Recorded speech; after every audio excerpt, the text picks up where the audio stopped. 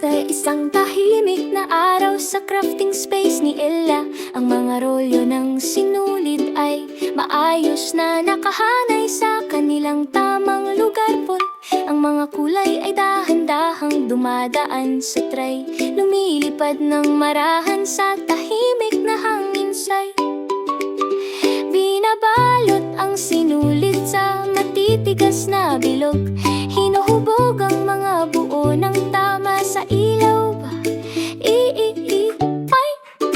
Alat doon, ang mga rolyo ng sinulid ay dumadaan sa misa, bumubuo ng mga hanay na maayos at matatagyo. At ang tray ng kahoy ay dahan-dahang gumagalaw, tinuturo ang direksyon ng mga kulay.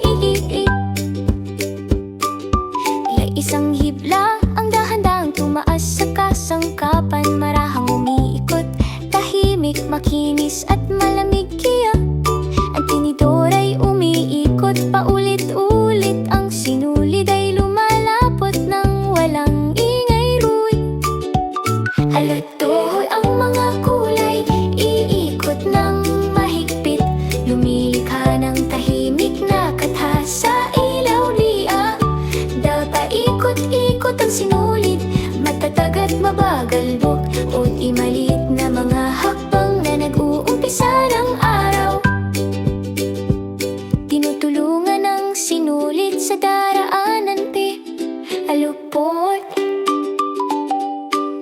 Ang gunting ay dahan-dahang nagsasara, pinuputol ang sinulid sa maayos na dagat fit. Ang mga